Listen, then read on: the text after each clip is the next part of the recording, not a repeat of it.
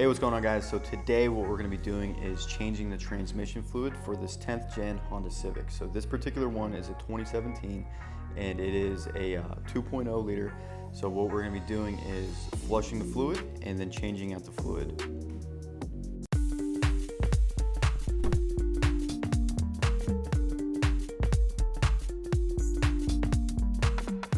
Alright guys, so I've laid out everything we're going to be using to change out the transmission fluid for this CVT transmission on this 10th gen Honda Civic. So by the owner's manual, we have the HCF2 transmission fluid. We have a 17mm and a 10mm socket or wrench, and we need an extension. We have the funnels, we have two crush washers for the bolts we're going to have to take off. We have the needle nose pliers, flathead, and Phillips head screwdrivers. We will also need a floor jack and two jack stands.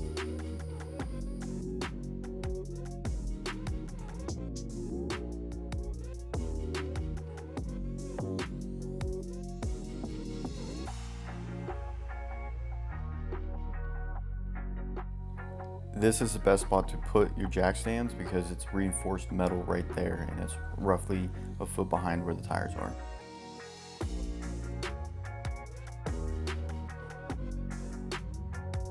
So here's the spot where I jacked it up, so it's a little bit easier on me to jack it up in the front and then put the jack stands at the side to stabilize it. Just keep in mind, if you jack it up right here, it could potentially mess with the plastic, so just keep that in mind. But I just found it was easier on me to do it this way. Alrighty, so now that we got the car jacked up and the e-brake's on, we're good to go ahead and start detaching things. So we're gonna have to detach the airbox to get to the transmission fill, and then we have to detach this plastic piece in the front here as well. So let's go ahead and get started with that.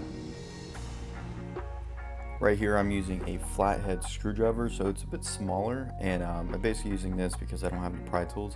But you'll see that there's a little bit of a gap, and you can just stick it in there and pull up and the clips come right out. This is where we're going to use our needle nose pliers, so you're just going to pry at both sides of that little clip and it just slides right out. And then the sensor, you just pinch it and pull it right off and it comes out.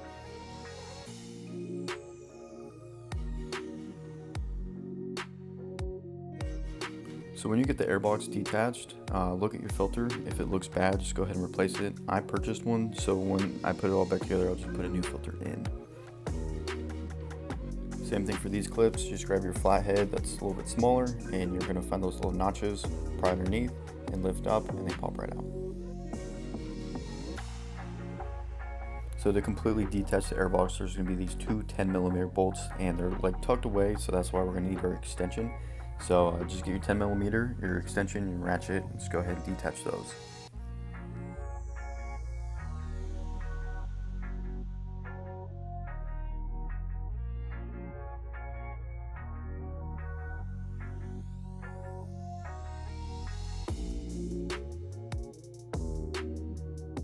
Pull it out the rest of the way. There's like this pressure fitted little gasket part. You're just gonna pull fairly hard up and it will come right out. So as you see here, the bolts are still intact, so the only thing you have to do is loosen them up all the way to where they're not threaded anymore, and the bolts will stay intact to the airbox, so keep that in mind.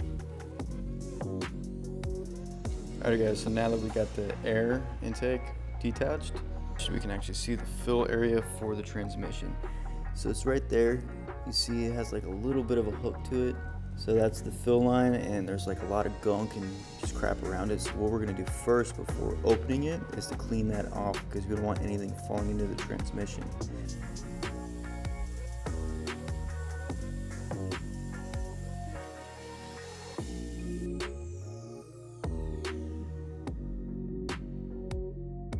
Now that everything is prepped up top, we are good to detach this panel on the bottom. As you see here, the former owner probably bumped something and kind of peeled back the panel bit. So once we get detached, I'll fix that. But you see here that there's 10mm bolts. There's a Phillips head as well as these flathead ones. Flathead ones, they're like quarter turn and they pop right out. Once everything's detached, you're going to push down.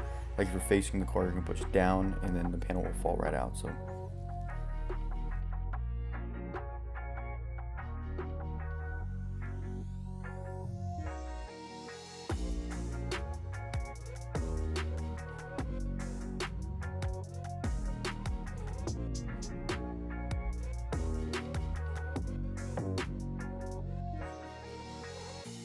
So here's the transmission. Let's go ahead and break this bolt loose.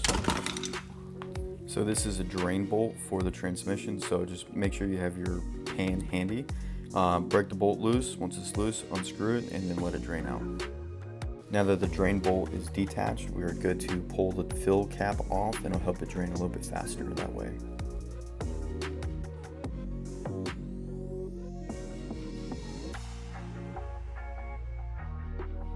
So as it's draining, you'll see this other bolt on the side of the transmission. That is actually the check bolt. So while it's draining, let's go ahead and detach that as well. So to get as much fluid out as possible, ideally you want the car level, and the best way to do that is to jack up the back end of the vehicle. So as you see here, there's actually reinforced metal as well. So I just put my jack right underneath it and lifted it up to where it was about level to help it drain a little bit faster. Alright guys, so here's the difference between transmission fluid that I believe, because I purchased the vehicle with about 45,000 miles and it's close to about 48,000 miles. I assume it's never been changed because this is what the transmission fluid looks like. This is brand new transmission fluid. So for people that think that it's like lifetime fluid, that's not the case whatsoever, because look at that fluid. It's awful. And if you don't change it out, it's gonna just make the transmission get worse and worse and worse because it's dirty fluid. I mean, look at the fluid. It just looks, it's like dark black, man. So it's no good. And then you got the new fluid that's, like a yellowish color because it's like an oil. So just wanted to do a comparison of the old and the new oil.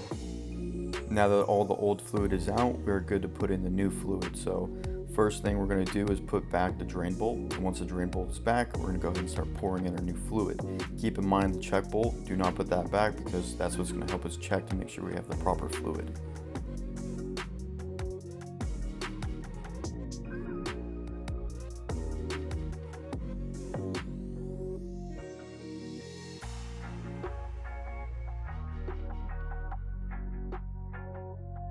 Alrighty, since we're on the last quart, it's good to have a good eye on the check bolt. And we're gonna pour this in. We wanna get majority of it in because it's 3.7, so ideally we wanna get it down to about right here. So let's go ahead and pour it in. So as you see here, I was only able to get roughly a little bit less than half in the transmission, and it would continuously leak out. So in this situation, what we have to do is drop the car, go ahead and put everything back, like the check bolt, put that back, put the airbox back. I didn't bolt it in place. I just had it set up to where I can start the car without tripping any codes, make sure the sensors put back, and then shift the gears all the way down, pause for a couple seconds per gear, and then go all the way back up, still pausing per gear. And then once the fluid's moving around in there, it will allow us to put the proper fluid in, and then we're just gonna jack the car back up, take off the check bolt, and take back off the air intake, and then we're good to pour the rest of the fluid in.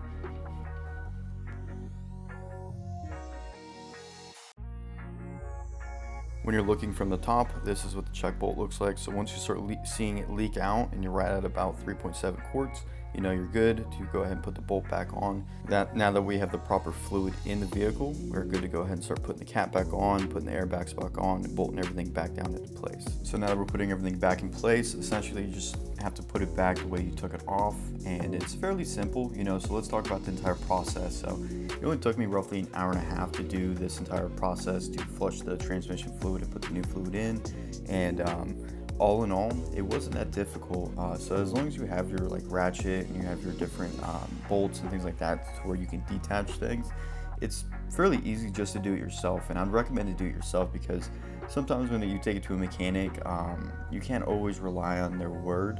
And so that's why now that I have a Honda Civic, I prefer to work on it because it's very simple to work on, and changing the transmission fluid on this Honda Civic was fairly simple.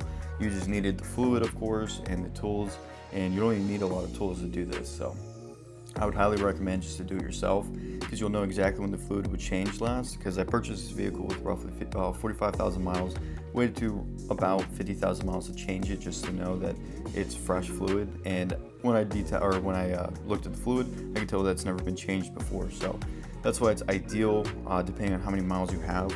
Go ahead and change out your fluid just so you know when it was done last. And let's talk about the cost as well. So the fluid itself was $12.50 per quart. So I bought 4 quarts, so that's a total of $50. and the little washers, the crush washers that you have to replace as well, those were like a total of $1, but I bought those on Amazon as a pack, so I have them, so I don't have to continuously run to the dealership to pick up the fluid. So hope this video helped you guys, and I hope it was fairly easy to follow, and I was trying to be as in-depth as possible to make it as easy for you whenever you do get to change your CVT transmission fluid. Appreciate it, guys. If you enjoyed this video, drop a like, subscribe, and I'll be pumping out a lot more videos on like an oil change and, you know, different upgrades to take it from a base model to a luxury looking Civic. Thanks, guys.